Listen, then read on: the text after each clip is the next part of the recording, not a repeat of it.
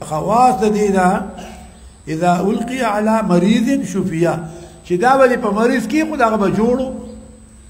په مریض باندې کې خو په دغه کې به طاقت راغی جوړ بشه صحت بشه دا برکت ده دا برکت ده په تبرکاتو کې دا تبرکات دې نه ثابت شوخه دا بعضې ځناور تبرکات نه مني دا تبرکات دي تبرکات منی د لویو خلکو تبرکات تا منی خمقل خلق نه مني تبرکاتو کې څه سړیو تو پیدا کې میسته دي کې څه دي الانکه دغه شغور کړی و محمود سیبلا پیدا شغه زما واخله خرقانی سیب پیدا شغه واخله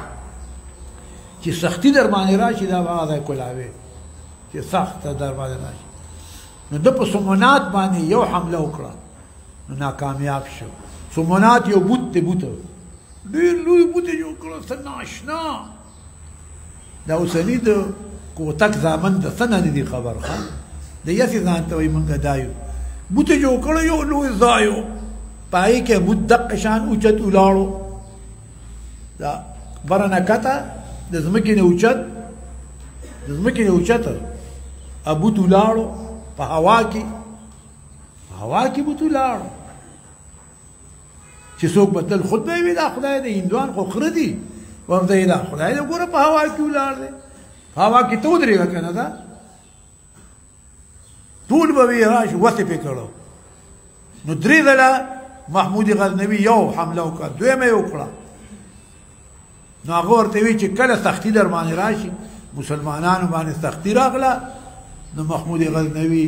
دا شغه راواغسته وی یا الله د صاحب د دې شغې په برکت باندې موږ له فتح راکړي دا د تبرکاتو برکت درته ښیم نو فتح یې کړه خانه ځای هندوان یې وویل مردار یې کړ سمې مردار کړ لاړ په سمونات ته دننه لاړل چې دننه لاړل اریانو بیا چې تا څنګه ولاړ دی د خر بچې نیغ ولاړ دی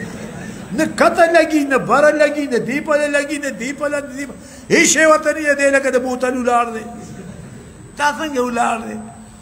ګوره هغه څخه دومره هوښیار خلک وو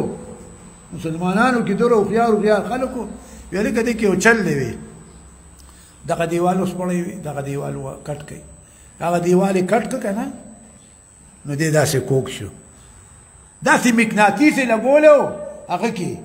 چې ټولې په یو غاړه یو برابر وو نو هغه یې په منځ کې راټینګ کړو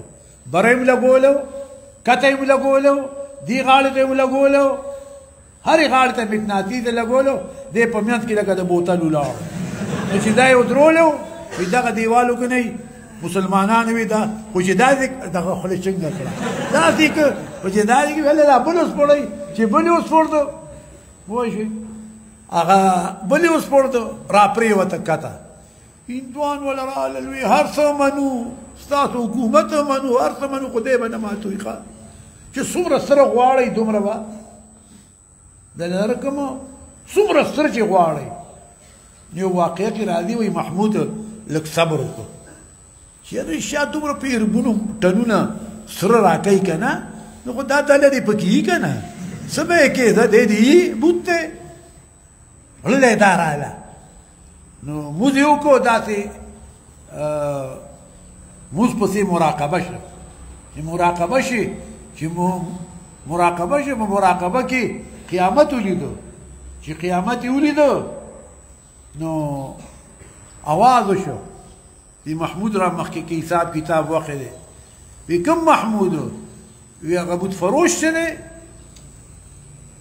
بس دی راویښ شو چې دی راویښ شو هغه یې ورته وی دومره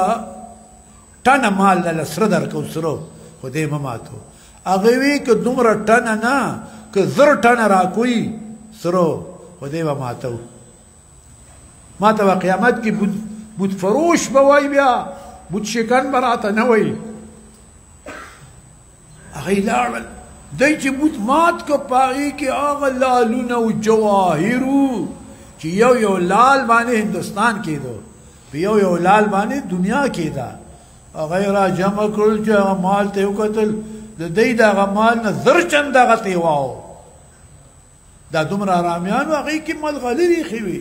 هغه ملغلرې قیمتي ایښې وي چې دنیا کې هغه ملغلرې نه وي په داسې ټینګ کړو سمنا دا مې درته خبره تبرک پورې وکړه چې